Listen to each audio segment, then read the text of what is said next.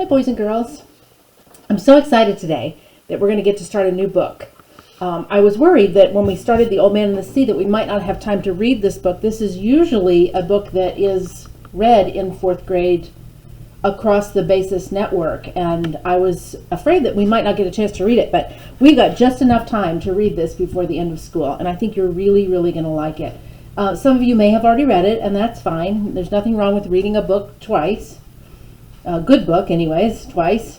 And so we're going to start this book today. We're going to read 2 chapters every day until it's done. I have somebody that's going to read it for us so I can enjoy the story as well. So let's see how I'm going to change this. I remember the day the Aleut ship came to our island. At first it seemed like a small shell afloat on the sea. Then it grew larger, and it was a gull with folded wings. At last, in the rising sun, it became what it really was, a red ship with 2 red sails.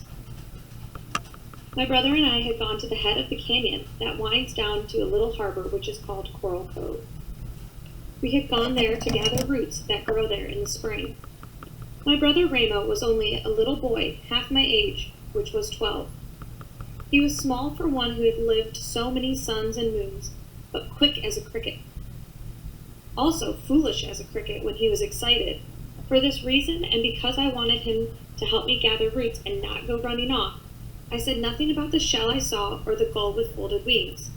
I went on digging in the brush with my pointed stick as though nothing at all were happening in the sea, even when I knew for sure that the gull was a ship with 2 red sails.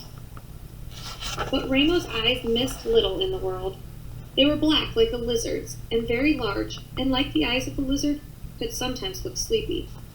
This was the time when they saw the most. This was the way they looked now. They were half closed, like those of a lizard lying on a rock, about to flick its tongue out to catch a fly. The sea is smooth, Ramo said. It is a flat stone without any scratches. My brother liked to pretend that one thing was another. The sea is not a stone without scratches, I said. It is water, and no waves. To me, it is a blue stone, he said, and far away on the edge of it is a small cloud which sits on the stone. Clouds do not sit on stones, on blue ones or black ones or any kinds of stones. This one does. Not on the sea, I said. Dolphins sit there, and gulls, and cormorants, and otter, and whales too, but not clouds. It is a whale, maybe. Ramo was standing on one foot and then the other, watching the ship coming, which he did not know was a ship because he had never seen one. I had never seen one either, but I knew how they looked because I had been told. While you gaze at the sea, I said, I dig roots, and it is I who will eat them and you who will not. Ramo began to punch the earth with his stick, but as the ship came closer, its sails showing red through the morning mist, he kept watching it, acting all the time as if he were not. Have you ever seen a red whale? He asked. Yes, I said, even though I never had. Those I have seen are gray. You are very young and have not seen everything that swims in the world. Ramo picked up a root and was about to drop it in the basket. Suddenly his mouth opened wide and then closed again. A canoe, he cried. A great big one, bigger than all of our canoes together, and red. A canoe or ship, it did not matter to Ramo. In the very next breath, he tossed the root in the air and was gone, thrashing through the brush, shouting as he went. I kept on gathering my roots, but my hands trembled as I dug in the earth, for I was more excited than my brother. I knew that it was a ship there on the sea, and not a big canoe, and that a ship could mean many things. I wanted to drop the stick and run too, but I went on digging roots because they were needed in the village. By the time I filled the basket, the Aleut ship had sailed around the wide kelp bed that encloses our island, and between 2 rocks that guard Coral Cove. Word of its coming had already reached the village of Galasat. Carrying their weapons, our men sped along the trail which winds down to the shore. Our women were gathering at the edge of the mesa. I made my way through the heavy brush and moving swiftly down the ravine until I came to the sea cliffs. There I crouched on my hands and knees. Below me lay the cove. The tide was out and the sun shone on the white sand of the beach. Half the men from our village stood at the water's edge. The rest were concealed among the rocks at the foot of the trail, ready to attack the intruders should they prove unfriendly.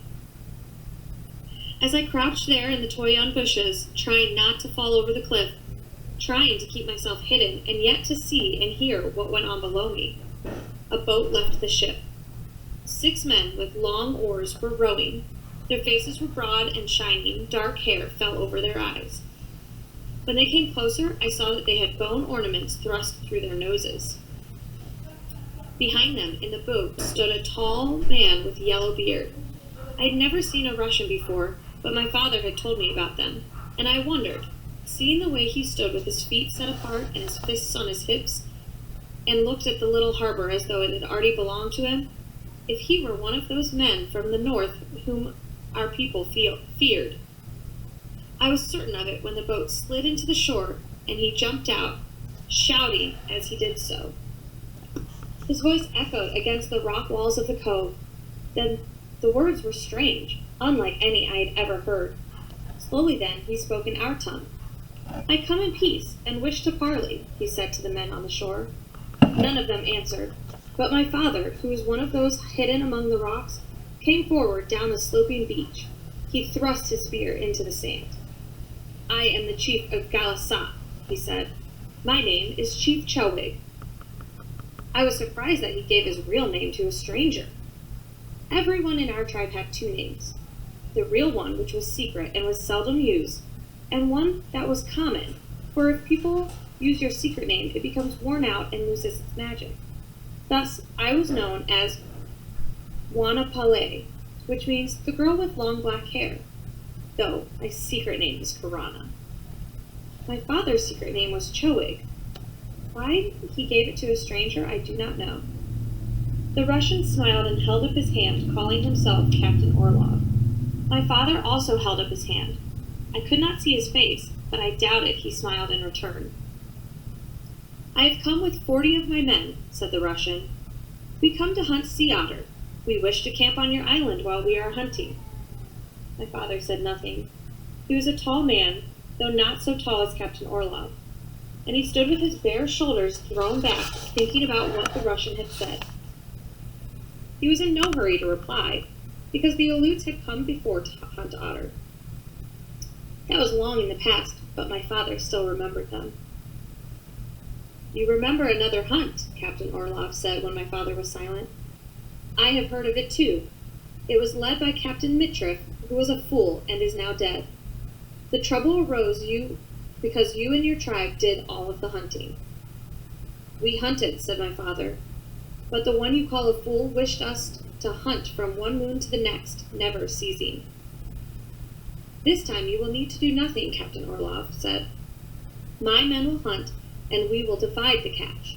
1 part for you to be paid in goods, and 2 parts for us." "The parts must be equal," my father said. Captain Orlov gazed off toward the sea. "We can talk of that later when my supplies are safe ashore," he replied. This morning was fair, with little wind, yet it was the season of the year when storms could be looked for, so I understood why the Russian wished to move onto our island. "It is better to agree now," said my father. Captain Orlov took 2 long steps away from my father, then turned and faced him. 1 part to you is fair, since the work is ours, and ours the risk." My father shook his head. The Russian grasped his beard. "Since the sea is not yours, why do I have to give you any part?" "The sea which surrounds the island of the Dolphins belongs to us," answered my father. He spoke softly as he did when he was angry. "From here to the coast of Santa Barbara, 20 leagues away?"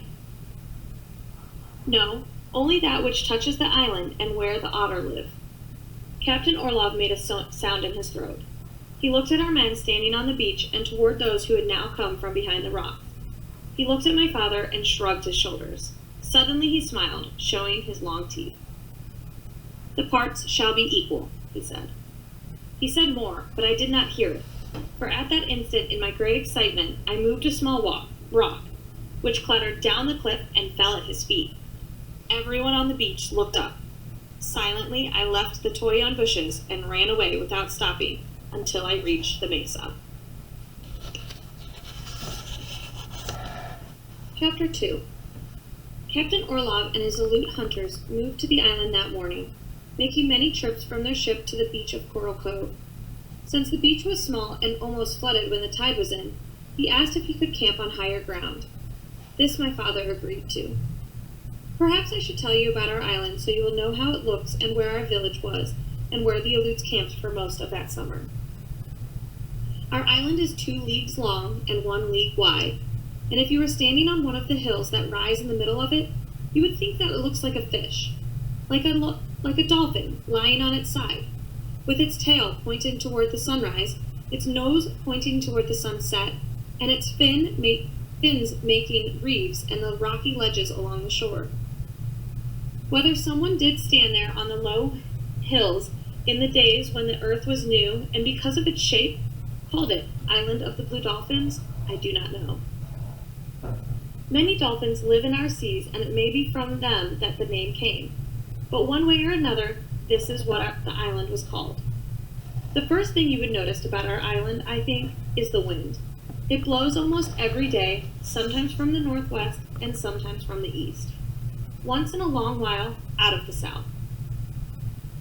All of the winds except for the one from the south are strong, and because of them the hills are polished smooth and the trees are small and twisted, even in the canyon that runs down to Coral Cove. The village of Galasat lay east of the hills on a small mesa, near Coral Cove and a good spring. About a half a league to the north is another spring, and it was there that the Aleuts put up their tents, which were made of skins, and were so low to the earth that the men had to crawl into them on their stomachs.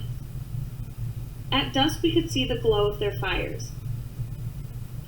That night my father warned everyone in the village of Galasat against visiting their camp. The Aleuts come from a country far to the north, he said. Their ways are not ours, nor is their language. They have come to take otter and to give us our share in goods, which they have and which we will use. In this way we shall profit. But we shall not profit if we try to befriend them. They are people who do not understand friendship. They are not those who were here before, but they are people of the same tribe that caused trouble many years ago. My father's words were obeyed. We did not go to the Aleut camp, and they did not come to our village. But this is not to say that we did not know what they did, what they ate, and in what way they cooked it, how many otter were killed each day, and other things as well. For someone was always watching from the cliffs, while they were hunting, or from the ravine when they were in camp. Ramo, for instance, brought news about Captain Orlov. In the morning, when he crawls out of his tent, he sits on a rock and combs until the beard shines like a cormorant's wing, Ramo said. My sister Ulape, who was 2 years older than I, gathered the most curious news of all. She swore that there was an Aleut girl among the hunters. She is dressed in skins just like the men, Ulape said, but she wears a fur cap, and under the cap she has thick hair that falls to her waist. No one believed Ulape. Everyone laughed at the idea that hunters would bother to bring their wives with them. The Aleuts also watched our village. Otherwise they would not have known about the good fortune which befell us soon after they came. It happened in this way. Early spring is a poor season for fishing. The heavy seas and winds of winter drive the fish into deep water where they stay until the weather is settled and where they are hard to catch.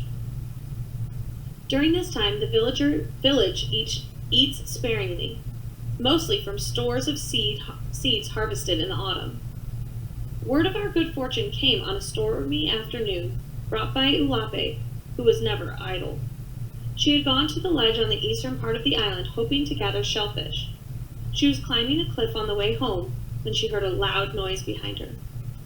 At first, she did not see what had caused the noise. She thought that it was the wind echoing through one of the caves, and was about to leave when she noticed silvery shapes on the floor of the cove. The shapes moved, and she saw that it was a school of large white bass, each one as big as she was. Pursued by killer whales which prey upon them when seals are not to be found, the bass had tried to escape by swimming toward shore. But in their terror they had mistaken the depth of water and had been tossed onto the rocky ledge. Ulape dropped her basket of shellfish, and set out for the village, arriving there so out of breath that she could only point in the direction of the shore. The women were cooking supper, but all of them stopped and gathered around her, waiting for her to speak. "The school of white bass," she finally said. Where?" everyone asked. "On the rocks, a dozen of them, perhaps more than a dozen." Before Ulape had finished speaking, we were running toward the shore, hoping that we would get there in time, that the fish had not flopped back into the sea, or that a chance wave had not washed them away. We came to the cliff and looked down. The school of white bass was still on the ledge, glistening in the sun. But since the tide was high and the biggest waves were already lapping at the fish, there was no time to lose. One by one, we hauled them out of reach of the tide. Then, two women carrying a single fish, for they were all about the same size and heavy, we lifted them up to the cliff and brought them home. There were enough for everyone in our tribe for supper that night and the next. But in the morning, two Aleuts came to the village and asked to speak to my father. "You have fish," one of them said. "Enough only for my people," my father answered. "You have 14 fish," the Aleut said. 7 now, because we ate 7. "From 7 you can spare 2. "There are 40 in my camp," my father replied, "and more than that of us. Besides, you have your own fish and the dried ones that you brought."